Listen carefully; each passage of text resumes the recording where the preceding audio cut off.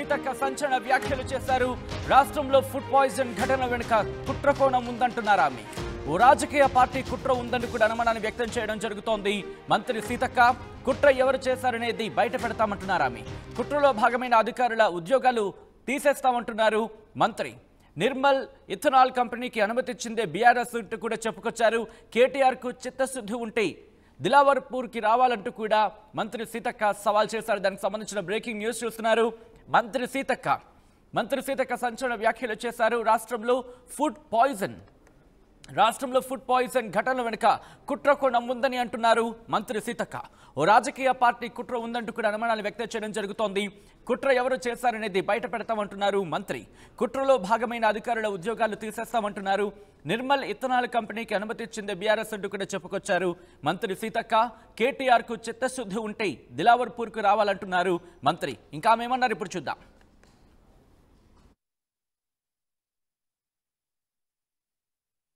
ఇవాళ గురుకులాల గురించి కూడా మేము చెప్తా ఉన్నాం. ముందుగాల కేటీఆర్ మీ హయాంలో ఎంతమంది చనిపోయిర్రో ఆ రోజు ఒక్కరి దగ్గర కూడా మీరు పోలే. కనీసం ఇప్పుడైనా ప్రతిపక్షంలోకి వచ్చినావు కదా, ఈరోజు పోండి. మొన్న వాంకడి ఘటనలో మా మంత్రులు నలుగురు ఫాలోఅప్ చేసినాం, నేను కూడా ఫాలోఅప్ చేసిన. మా దామోదర్ రాజనరసింహ గారు రెగ్యులర్గా అక్కడ హెల్త్ మినిస్టర్గా వారు ఉండి ఎప్పటికప్పుడు అందుబాటులో ఉన్నారు. 2 మినిస్టర్లు అక్కడ చేసిండ్రు. ఇంకా మేము పోలే మా నలుగురు మినిస్టర్లు అక్కడ నిరంతరం చేసినాం. అదే కాకుండా 16 లక్షలు ఖర్చు పెట్టినాం అమ్మాయిని బతికించడం కోసం. మధ్యలో అమ్మాయి అంటే ఒక కొద్దిగా కోలుకున్న తర్వాత సడన్గా మరి హార్ట్ స్ట్రోక్ లాగా కార్డియక్ అరెస్ట్ తోటి మళ్ళీ కోమాలోకి వెళ్ళిపోయి చనిపోవడం జరిగింది. అయినా కూడా మా యొక్క ఎమ్మెల్సీ దండే విఠల్ గారు మొత్తం అక్కడ కాపలా ఉన్నట్టుగానే ఉండి పర్యవేక్షణ చేయడం జరిగింది. మరి హైదరాబాదు నిమ్స్ కంటే ఇంకా అత్యున్నతమైనది అయితే నిమ్స్ మన అందరికీ అత్యున్నతమైన హాస్పిటల్. దాంట్లో మేము ట్రీట్మెంట్ ఇచ్చే ప్రయత్నం చేసినాం. 25 రోజులు ప్రయత్నం చేసినాం. అంతిమంగా సరే కొన్ని ఇబ్బందులతోటి ఆమె చనిపోయింది. అయినా కూడా మేము అన్ని రకాలుగా ఆ కుటుంబానికి భరోసానిచ్చినాం, ఆదుకుంటున్నాం.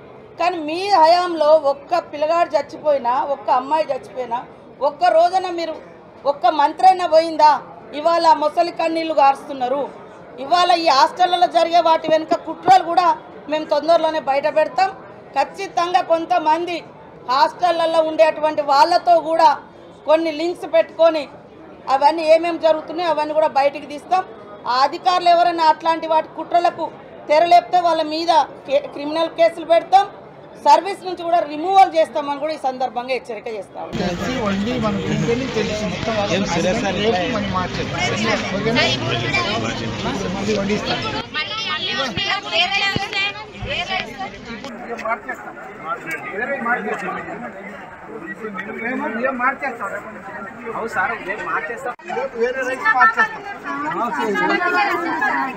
జరగదు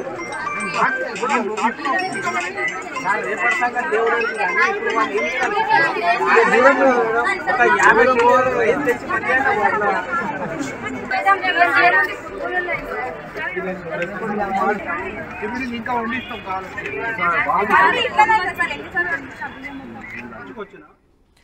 అంశానికి సంబంధించి అప్డేట్స్ అందించేందుకు మా ప్రతినిధి మధు ఫోన్ లైన్లో సిద్ధంగా ఉన్నారు. At the same time live లో కూడా సిద్ధంగా ఉన్నారు. మధు, ఇటు మంత్రి సీతక్క కీలక వ్యాఖ్యలు చేయడం జరిగింది, సంచలన వ్యాఖ్యలు చేయడం జరిగింది.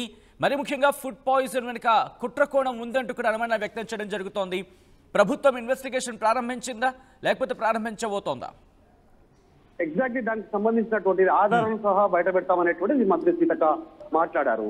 పదే ఫుడ్ పాయిజన్ కి సంబంధించినటువంటి ఇష్యూస్ అవుతా ఉన్నాయి రాష్ట్రంలో. వరుస సంఘటనలు అంటే దాదాపు రోజుకొక ఇలాంటి ఘటనలు తెరపైకి వస్తా ఉన్నాయి. ఆహారంలో కల్తీ ఉందని, ఫుడ్ పాయిజన్ అయిందని, తర్వాత బొద్దింకలు ఉన్నాయి, పురుగులు ఉన్నాయి అనేటువంటిది వార్తల కథనాలు బయటకు వస్తా ఉన్నాయి. కాబట్టి ఈ అంశాన్ని ప్రభుత్వం చాలా సీరియస్ గా తీసుకుంది. ఉదయమే ఆల్రెడీ ముఖ్యమంత్రి రేవంత్ రెడ్డి అధికారులకు ఆదేశాలు ఇచ్చారు. కలెక్టర్లు రెగ్యులర్ గా గురుకుల పాఠశాలలు, హాస్టల్స్, ప్రభుత్వ హాస్టల్స్ ని రెగ్యులర్ గా పరిశీలించాలి, క్షేత్రస్థాయిలోకి వెళ్ళేటువంటి స్టేట్మెంట్ చేశారు. సో ఇప్పుడు మంత్రి కూడా అదే వ్యాఖ్యలు చేశారు. ఈ ఫుడ్ పాయిజన్ ఘటన వెనకాల ఒక రాజకీయ పార్టీ ఉందంటూ మాట్లాడారు. అంటే ఏ రాజకీయ పార్టీ అనేటువంటి పేరు చెప్పకపోయినప్పటికీ పరోక్షంగా బీఆర్ఎస్ ఉద్దేశించే ఈ రకంగా మంత్రి వ్యాఖ్యలు చేశారు అనేటువంటిది చర్చ కొనసాగుతా ఉంది. గతంలో ఈ గురుకులాలకు సంబంధించినటువంటి విషయంలో పూర్తి స్థాయిలో బాధ్యతలు తీసుకున్నటువంటి ఎవరైతే ఆర్ఎస్ ప్రవీణ్ కుమార్ ప్రస్తుతం బీఆర్ఎస్ పార్టీ నాయకులు, ఆయన హస్తం ఉంది అనేటువంటిది కాంగ్రెస్ పార్టీ నాయకులు చెప్పే ప్రయత్నం చేస్తా ఉన్నారు. ఈ కావాలనే ప్రభుత్వాన్ని బ్లేమ్ చేయాలి ఏదో ఒక విషయంలో అనేటువంటిది ఇప్పటికే మూసి, హైడ్రా, లగచర్ల, తర్వాత దిలావర్పూర్ కు సంబంధించినటువంటి ఆ గ్రామంలో ఇథనాల్ ఫ్యాక్టరీకి సంబంధించిన అంశంలో ఇప్పుడు ఈ ఫుడ్ పాయిజన్ పేరిట ప్రభుత్వాన్ని ఇరుకునబెట్టే కార్యక్రమాలు చేస్తా ఉన్నారు. ఇందులో కుట్ర కోణం దాగి ఉంది అనేటువంటిది ప్రభుత్వం భావిస్తా ఉంది. త్వరలోనే ఎవరెవరితో మాట్లాడుతూ ఉన్నారు, ఏ హాస్టల్లో ఫుడ్ పాయిజన్ అయింది, దీనికి సంబంధించినటువంటి కారణాలను వెతికే పనిలో ప్రభుత్వం ఉంది. త్వరలో ఆధారాలతో ముందుకు వస్తామనేటువంటిది స్టేట్మెంట్ చేశారు. దానితో పాటు ఇథనాల్ ఫ్యాక్టరీకి సంబంధించినటువంటి విషయంలో ఆ ఫ్యాక్టరీ తలసాని శ్రీనివాస్ యాదవ్ కుమారుడు, బీఆర్ఎస్ పార్టీ నాయకుడు, ప్రస్తుతం ఎమ్మెల్యే సనత్ నగర్కి సంబంధించి ఆయన కుమారుడు డైరెక్టర్ గా ఉన్నారు. వారి ఆధ్వర్యంలో కేసీఆర్ సంతకాలు పెట్టారు, ఆ ఫ్యాక్టరీకి అనుమతి ఇచ్చారు, కేంద్రం కూడా అనుమతి ఇచ్చింది. ఇది ఇప్పుడు మళ్ళీ ఏదో మేము అనుమతిస్తే ప్రభుత్వం పైన ప్రజలు తిరుగుబాటు, రైతులు తిరుగుబాటు అనేటువంటి తప్పుడు ప్రచారం చేస్తా ఉన్నారు. అసలు మేము దాన్ని క్యాన్సిల్ చేస్తూ నిర్ణయం తీసుకోవడం జరిగింది. కేటీఆర్ ఇథనాల్ ఫ్యాక్టరీకి సంబంధించినటువంటి ఏదైతే ఆ దిలావర్పూర్ గ్రామం ఉందో అక్కడికి వస్తారా అంటూ ఛాలెంజ్ విసిరారు. త్వరలోనే కేసీఆర్ సంతకాలు పెట్టినటువంటి పేపర్స్ ను కూడా త్వరలో రిలీజ్ చేయబోతామనంటూ మంత్రి సీతక్క సంచలన కామెంట్ చేశారు. చూడాలి ఈ రెండు ఇష్యూస్ సంబంధించి, ఇటు ఫుడ్ పాయిజన్ ఘటనకు సంబంధించి గురుకులాల్లో ప్రభుత్వ హాస్టల్లో జరుగుతున్నటువంటి తీరు, అటు ఇథనాల్ ఫ్యాక్టరీ విషయంలో జరుగుతున్నటువంటి విషయం పైన రాజకీయ యుద్ధం జరిగే అవకాశం కనిపిస్తా ఉంది. ఒక మాట వరుసకు ఒకరికొకరు మాటల దాడి పెంచుతూ పోతూ ముందుకు కనిపిస్తా ఉన్నట్టు సిచ్యువేషన్ కనిపిస్తుంది. Sachin. Right Madhu, breaking news చూస్తున్నారు. మంత్రి సీతక్క సంచలన వ్యాఖ్యలు చేశారు. రాష్ట్రంలో ఫుడ్ పాయిజన్ ఘటనల వెనుక కుట్రకోణం ఉందని అంటున్నారు మంత్రి సీతక్క. ఓ రాజకీయ పార్టీ కుట్ర ఉందని అనుమానాన్ని వ్యక్తం చేస్తున్నారు. కుట్ర ఎవరు చేశారనేది బయట పెడతామంటున్నారు మంత్రి. కుట్రలో భాగమైన అధికారుల ఉద్యోగాలు తీసేస్తామంటున్నారు ఆమె.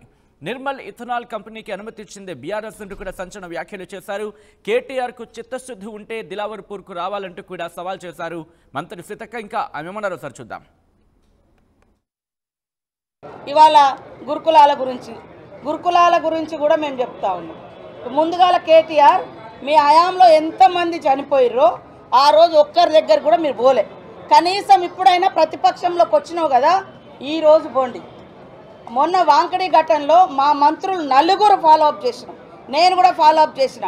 మా దామోదర్ రాజనరసింహ గారు రెగ్యులర్గా అక్కడ హెల్త్ మినిస్టర్గా వారు ఉండి ఎప్పటికప్పుడు అందుబాటులో ఉన్నారు.